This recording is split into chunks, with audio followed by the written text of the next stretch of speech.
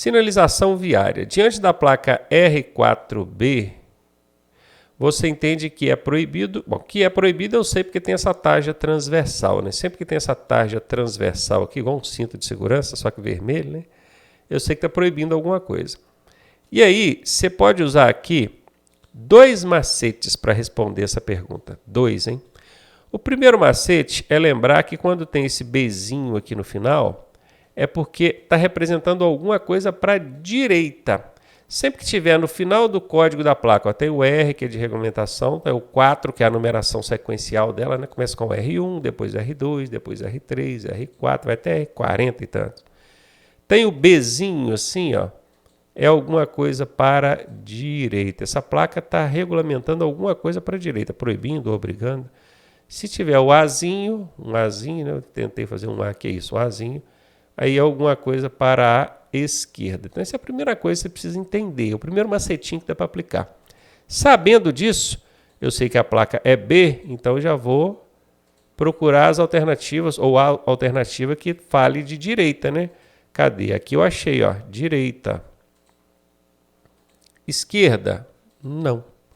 Entrar no estacionamento, dar meia volta ou retornar? Nem fala nada de direita, então já vou eliminar elas. Sobrou aqui para mim B e D. Qual das duas que eu vou? Eu vou no da direita, porque eu sei que aqui é Bzinho, então é a direita. Só esse macete já resolveria a questão. O outro macete que você poderia aplicar aqui, já vai anotando esses macetes, tá? É aquele macete das alternativas brigonas. É o casalzinho brigão. Falam quase a mesma coisa, só que no final um fala uma coisa, o outro fala outra. Ó. É proibido realizar conversão à esquerda. Aí o outro vem e fala, é proibido realizar conversão à direita. Estão falando a mesma coisa, porém um está dizendo que é para um lado, o outro está dizendo para o outro. Quando acontece isso, alternativas brigonas, você já sabe que a resposta tem que ser uma das duas, tem que ser. Consequentemente, você já ia eliminar aí a letra A e a letra C, porque você encontrou as duas brigonas, o casalzinho brigão, e já sabe que uma das duas tem que ser a resposta. Se é esquerda ou direita, usa o Bzinho, você vai saber que é direita. Essa é a resposta. Ah, professor, mas é claro, está todo mundo vendo que a seta aqui está apontando para a direita. Beleza. Só que na hora da prova a galera fica nervosa e confunde direita com esquerda. Então vê muita gente jogar ponto no lixo aí por causa disso. Então é melhor associar aqui o Bzinho à direita, que é para não correr o risco de ficar nervoso na hora e confundir direita com esquerda e errar isso. Letra D de dado. Sinalização viária. Qual destas placas deve ser utilizada para controlar o fluxo de quem vai cruzar uma via preferencial? Vamos começar por aqui, né? Via preferencial, não existe via preferencial, aliás, existe, né? A rodovia é uma via preferencial. Estava esquecendo disso. E qual dessas placas poderia ser colocada aqui para regulamentar uma via preferencial? Regular o fluxo aqui, ó. Você tem que parar e dar preferência para quem está lá na preferencial. No caso aqui, a rodovia. Eu falo, gente, que não existe via preferencial, mas existe. A rodovia é uma via preferencial. Porque tem gente que acha que a avenida tem preferência sobre rua. Não tem, tá? Isso é um mito. Só a rodovia é a única via que pode ser considerada efetivamente uma preferencial. É claro que a letra D, que essa placa aqui significa dê a preferência, essa é a resposta. As outras, ó, letra A, proibido retorno à direita. Letra B, proibido virar à esquerda. Letra C, sentido proibido. Não tem nada aqui para controlar fluxo quem vai cruzar a via, tá vendo? É letra D de dado a resposta. Mais uma sobre sinalização viária.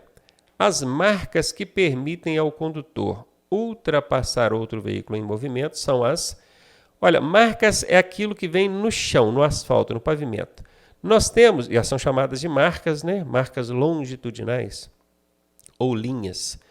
E com isso eu já praticamente dei a resposta, né? Marcas longitudinais. Por quê? Porque elas vão longe, elas vão acompanhando a pista toda a vida. Tem marcas transversais, são aquelas que pegam de um lado e vai em direção ao outro lado da pista, atravessando ela. A faixa de pedestre, por exemplo, a linha de retenção, são marcas transversais. Mas quando acompanha a pista, aquela que segue ali, dividindo as faixas de trânsito, elas são marcas longitudinais, porque elas vão longe, beleza? Então não são marcas transversais que permitem ultrapassar e nem são linhas de bordo, que são aquelas que vêm nas margens da pista, ali no cantinho, lá no cantinho de cá também não. São longitudinais. E aqui permitem ultrapassar brancas ou amarelas tracejadas. O fato dela ser tracejada, que no caso vai ser aquele pontilhadinho assim, né? E não aqui do jeito que eu desenhei. O fato dela ser tracejada, ok, permite ultrapassar, ok. Só que aqui embaixo, ó, tem tracejada de novo. E aí? Seria longitudinal tracejada na cor branca ou amarela? Ou seria longitudinal apenas as amarelas? Esse apenas aqui, ó, quem estuda com a gente sabe que é uma casca de banana. Nossos alunos sabem o que são cascas de banana, já aprenderam, são palavras que eu considero casca de banana. Quando ela aparece numa alternativa, é 90% de chance dessa alternativa ser falsa. Nesse caso, tendo que chutar entre C ou D, eu vou em qual? Eu vou eliminar essa D aqui, porque ela tem 90% de chance de ser falsa, e vou na C. E é essa a resposta, tá? Quando essas marcas longitudinais, essas linhas, forem tracejadas, pontilhadas assim, tanto na cor branca quanto amarela, permite ultrapassagem. E aí, tá gostando da aula? Eu sou o professor Ronaldo Cardoso e tenho o caminho das pedras para você chegar à sua aprovação da forma mais suave possível. Se você fizer exatamente o que eu te pedi, eu garanto que você passa. Clique aqui no primeiro link da descrição e vem ser aprovado com a gente. Questão sobre processo de habilitação. Caminhonete e carro de mão são veículos quanto à espécie classificados como... Aqui fala espécie porque os veículos, de um modo geral, são classificados quanto a tração, espécie e categoria. Eu chamo de TEC. Tração, que é o que faz ele andar. Espécie é o tipo de veículo, o objetivo dele, para que ele serve. E a categoria é a finalidade para qual esse veículo é utilizado. Pode ser um veículo particular, pode ser um veículo de aluguel, pode ser um veículo de aprendizagem, pode ser um veículo oficial, né? Então, aqui, caminhonete, carro de mão. Nós estamos falando aqui, ó, todos dois aqui, dentro da classificação espécie, seria um veículo misto? Não. Veículo misto é aquele veículo que faz o transporte de carga e passageiro no mesmo compartimento. Então, não é o caso aqui, porque caminhonete é só carga. Ah, professor, mas eu tenho uma caminhonete, ela transporta passageiro. 2 passageiros, né? Para ser considerado um veículo de passageiro, tem que ter lugar para mais de 2 passageiros. Guarde isso. Se tem lugar para 2 passageiros, não é veículo de passageiro, é veículo de carga. Uma caminhonete não é. Carro de mão, então. Imagina um carro de mão. Eu imagino que é carro de mão de obra, né? É um carro de mão. É um veículo, tem classificação.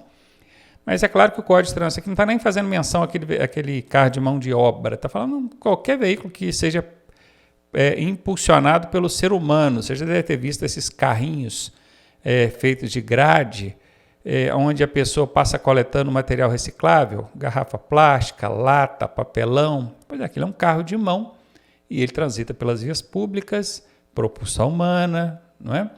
Pode ver que ele é um veículo de carga, ele tem finalidade de carga, transporta carga. Eu nunca vi um carro daquele para transporte de pessoa. Até um carrinho de bebê não entra nessa classificação, tá? Caminhonete é veículo de carga. Se fosse caminhoneta, lembre-se da neta, aí seria veículo misto, carga e passageiro. Mas é caminhonete, então é veículo só de carga, tá? Letra D de dado a resposta. A questão é sobre meio ambiente, ela diz: o que polui o solo? Solo é o chão, né? Contaminando os lençóis d'água subterrâneos. Opa, nós estamos falando daqueles lençóis d'água que tem debaixo da superfície da terra. Ah, você não sabia que existe isso, cara? Tem, a galera até fura poço artesiano, né? Faz um furo para tirar a água lá dos lençóis d'água, que são subterrâneos, o nome é lençóis mesmo. Porque quando fala lençol, você imagina um lençol de cama, né? Mas não, aqui é lençol d'água, aquela camada d'água que tem lá debaixo da terra. Então, o que polui o solo, contaminando os lençóis d'água subterrânea, é um tipo de lixo o quê, hein? Líquido, gasoso, sólido ou radioativo? A resposta é a letra A. E eu vou escrever aqui para vocês o nome dessa poluição, ou desse lixo: chorume.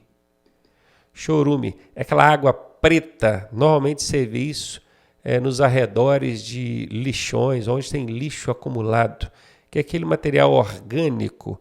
Aquilo vai decompondo com o passar do tempo e começa a sair aquele cheiro forte, né? É igual quando você pega um saco de lixo que já tem uns 15, 20 dias que ele está ali e ninguém deu fim naquilo, na hora que você levanta e sai pingando aquela água preta, fedorenta, aquilo chama-se chorume. Chorume.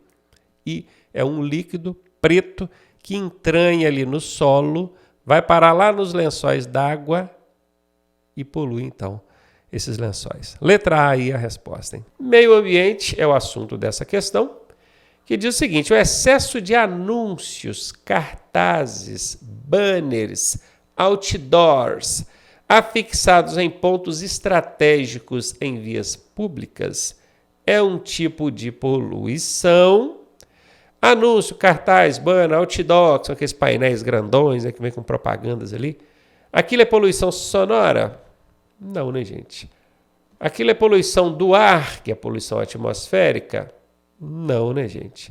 Aquilo é poluição visual? Sim, polui visualmente o ambiente. Quando você vê tantas informações assim, às margens das vias, além das sinalizações de trânsito e além de tudo que você tem que prestar atenção como motorista, acaba causando uma confusão visual. Isso é a poluição visual, letra C, a resposta.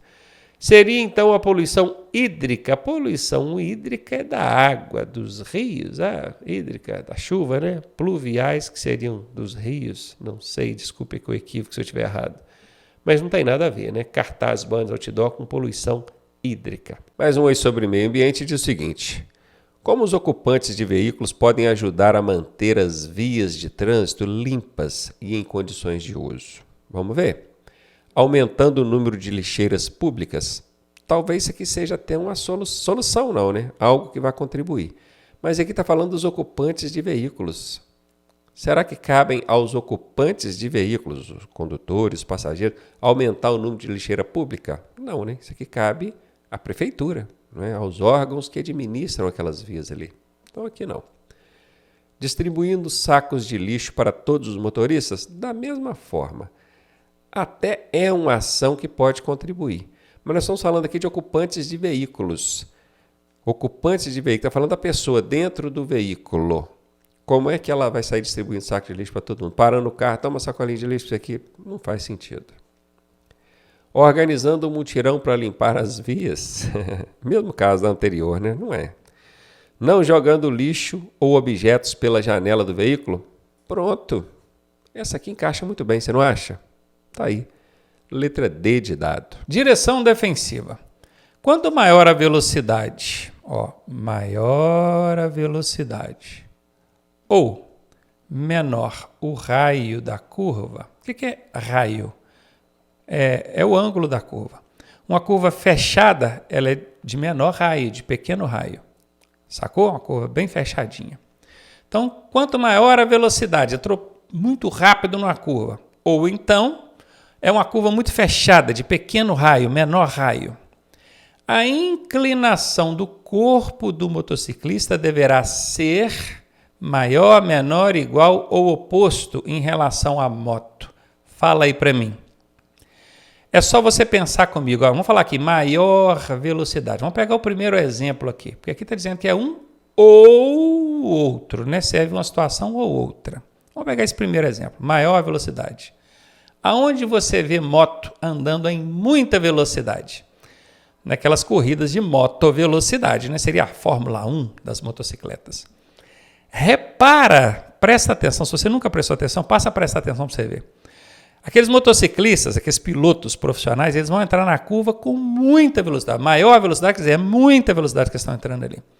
Você já reparou que eles jogam o corpo mais que a moto? Pode reparar que ele chega até a tirar o quadril, né, para não falar bunda aqui, ele tira o quadril do banco da moto e joga todo mais para dentro da curva, chama-se de pêndulo. Porque a moto já deitou tanto que não tem como deitar mais. E tem muita velocidade, ele precisa jogar mais peso para contrapor ali as leis da física, então ele joga o corpo mais que a moto. Então o corpo tem que ser maior que a moto. A mesma regra aplica quando a curva for de pequeno raio, curva fechadinha. A mesma regra, tá? Só que aqui eu peguei um ou outro, porque aqui o Detran até te ajudou. maior velocidade ou menor raio. Pensa uma dessas duas situações. Imagina, o corpo do motociclista tem que ir mais, quer dizer, tem que ir maior do que em relação à moto, a inclinação. Tem que ser menor, tem que ser igual ou tem que ser oposto. Oposto não tem como mesmo, né? Como é que a curva é para um lado, a moto vai para um lado e o corpo para o outro? Aí parece que é esse garupeiro que não sabe andar de moto, né? O piloto está tombando aqui para fazer a curva, o garupeiro está jogando para o lado oposto. Aí arrebenta o cara que está pilotando. Deu para sacar, né? Quem já anda de moto, tira isso aí de letra. Quem não anda, é bom assistir a aula explicando sobre essa questão de inclinação, porque tem pelo menos 3. Tem mais de 3. Mas eu na aula eu explico 3 inclinações.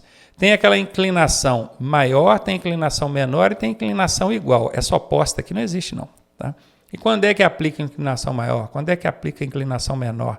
Quando é que aplica a inclinação igual do corpo em relação à moto? Direção defensiva. Ao notar árvores ou vegetação encobrindo a sinalização da via, o condutor deve redobrar a atenção, reduzir a velocidade para identificar restrições de circulação, Quando a questão é grande, a alternativa é grande, eu costumo ir fazendo chico picadinho nela, eu vou picando ela. Cada trecho dela eu faço uma divisão e está certo ou está errado, vou dando os ok.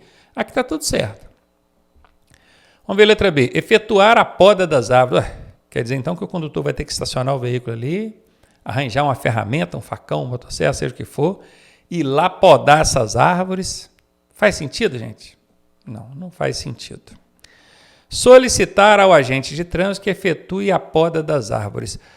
Olha, como cidadão, você pode até comunicar o agente de trânsito para que este adote providências. Não vai ser ele exatamente quem vai efetuar a poda, mas ele vai comunicar o órgão de trânsito e o órgão de trânsito vai mandar lá os profissionais adequados para fazer essa poda, sinalizando aviso, isolando parte da pista ali, né?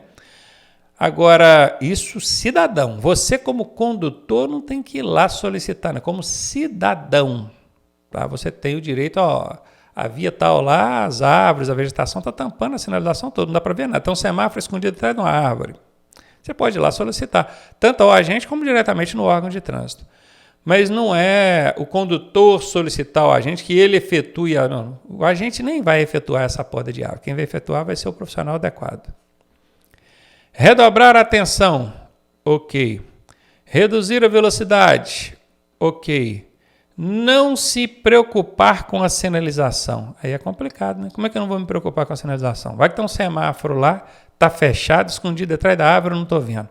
Aí não tem como, né, gente? Essa aqui está fora, ficamos então com a letra A, que só tem não tem nenhum ponto negativo nas alternativas. Normas de circulação, transposição de faixa, movimentos de conversão e retornos denominam-se o quê? Interseções, logradouros, cruzamentos ou deslocamentos laterais. Vamos lá, interseção. Vamos entender cada uma dessas. Interseção é quando duas vias se encontram. Eu tenho uma via subindo aqui e tem outra via na transversal. Existe aqui um ponto de interseção, aqui no meio. Essa interseção aqui chama-se cruzamento. Existe também a interseção em T. Olha o ponto de interseção aqui, exatamente nesse ponto. Chama-se interseção em T. Tem também aquelas que são 3 vias. Tem uma subindo e lá em cima tem 2. Uma indo para um lado, para a direita, outra indo para a esquerda. Olha o ponto de interseção aqui. Isso aqui chama-se bifurcação em Y. Existe também entroncamento oblíquo. Aqui, Esse aqui é o ponto onde ela se encontra, o ponto de interseção. Entroncamento oblíquo à esquerda. Existe também entroncamento oblíquo à direita. Tudo isso tem nas placas de advertência, naquelas amarelinhas. Guardou não? Tem que voltar lá e estudar, hein? Aqui, Existe via lateral à direita, existe via lateral à esquerda. Existem junções sucessivas contrárias, primeira à direita, e existe também a primeira à esquerda, que é outra. Então, tudo isso aqui são tipos, exemplos de interseções. Mas nenhuma delas aqui representa transposição de faixa, retorno ou conversão, tá? Logradouro é o espaço público. Imagine uma grande área onde nós vamos construir uma cidade. Tudo que for rua, calçada, praça é logradouro. Inclusive chama-se logradouro público, né? Agora, dentro desses espaços onde a gente quer construir uma cidade, não tem só rua, calçada e praça. Tem também áreas particulares, onde a gente constrói as nossas casas, não é? Pois é, aquilo ali não é logradouro público, tá? Logradouro público é só as áreas onde tem vias mesmo para circulação e praça, coisa e tal. Também não tem nada a ver com transposição de faixa, conversão e retorno. Só estou falando para você saber o que é cada uma. Cruzamento é isso aqui, ó, 2 vias se encontrando no mesmo nível. Deslocamentos laterais. Quando eu vou transpor faixa, quer dizer, eu estou numa pista, estou subindo nessa faixa e de repente eu mudo para a faixa de cá. Para eu fazer essa transposição é mudança de faixa, né? Eu faço um deslocamento lateral, não faço? Ok, então na transposição de faixa tem deslocamento lateral. Conversão é quando eu quero virar para um lado ou virar para o outro. Eu também faço movimento lateral, não faço? Então, ok. E nos retornos, é quando eu estou indo numa direção e de repente eu quero voltar. Isso é retornar, retorno. Eu faço um movimento lateral com o carro também, não faço? Faço. Então, transposição de faixa, conversão e retorno são deslocamentos laterais que a gente faz com o veículo. Letra D de dado a resposta.